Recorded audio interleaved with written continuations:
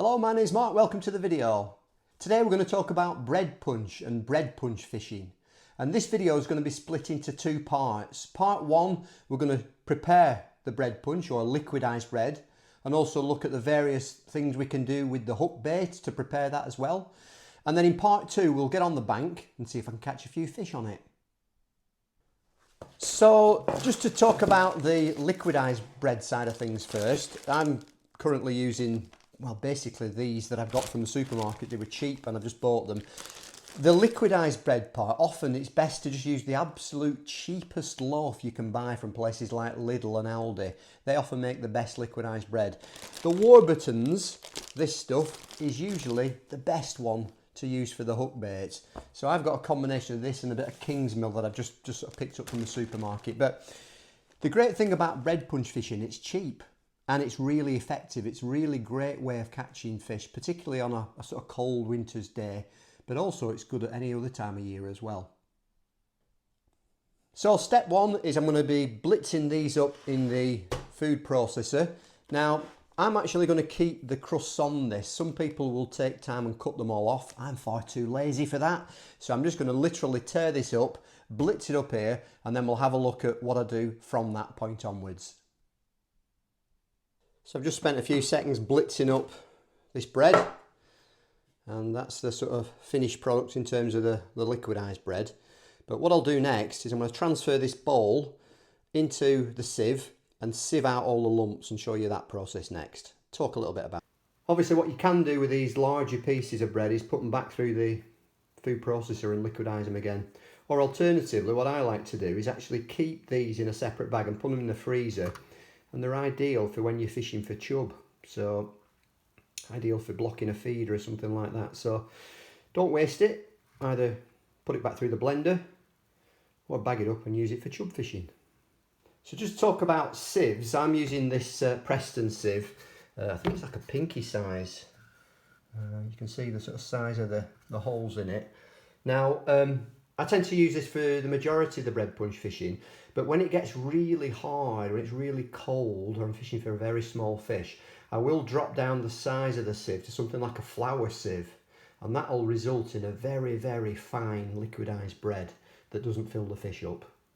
So I'm going to repeat this process with the rest of this loaf and result in a couple of bags. Now, I'm not expecting to use all that on a day's fishing where I'm going to be going, but put it in a couple of bags. I can always, you know, if I don't use it, pop it back in the freezer and use it another time. So let's blitz these up and then I'll show you the finished bagged up product, and then we'll move on to the hook baits. So one of the tips for this is don't put too many slices in at once, just do a few and then empty it and move on and put another sort of 3 or 4 slices in and do the same. So you can see it just get a little bit messy. Looks like we've had a fall of snow. How very festive. And the rest of the lovely liquidized bread, nice and fluffy consistency. I want to bag that up now and then we'll talk about the hook baits. This is the finished product. I've got it in a couple of Ziploc bags, and I've also got some of the bigger pieces that I'm going to pop in the freezer for another fishing trip. But these will be absolutely perfect, this sort of quantity, for the things I've got planned for the trip tomorrow. There are various ways of preparing your hook baits. One is just use it straight from the packet, and if you want to compress it a little bit, you can compress it with your finger and put your bread punch in there on the bank. Another way is to just simply roll out the bread and compress it that way using a rolling pin. And then there are a couple of other ways. So another way is to pop a few slices of bread into the microwave for about 30 seconds, and that sort of makes the sort of texture a little bit tougher and more rubbery. And then you can either leave it as it is or again roll it out using a rolling pin. Another alternative is you can just steam the bread slices over a kettle and then again roll them out using a rolling pin. So if you are doing it over the kettle, just be aware that obviously that steam's very, very hot, and keep your fingers out of the way.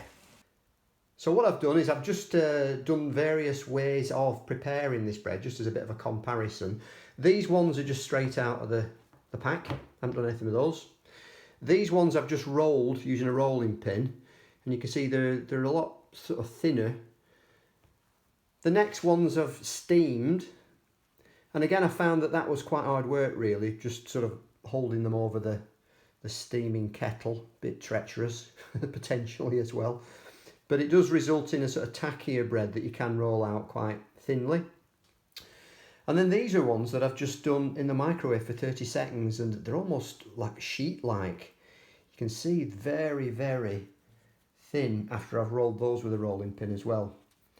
So various ways of doing it, and the thinking behind is it with the rolling of the bread and also steaming them or microwaving them is to result in a smaller, more compact and perhaps more rubbery type of bread punch that will stay on the hook and fluff out in the water over time.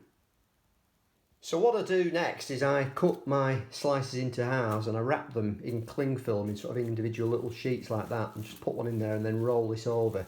And the idea then is that these are kept fresh, because what tends to happen is when you pull one of these out onto your bait tray or side tray and start using it, this slice dries out quite quickly. So you're often having to throw those away and move on to another slice to make sure that you've got your hook bait in tip-top condition.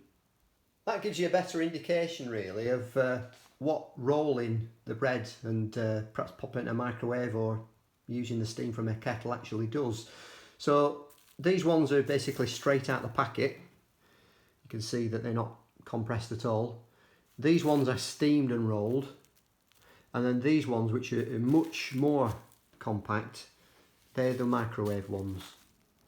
And all I do now is just pop them in the fridge, store them in there nice and cool, and take them out just before the fishing session. So all I need to do now is tidy all this lot up.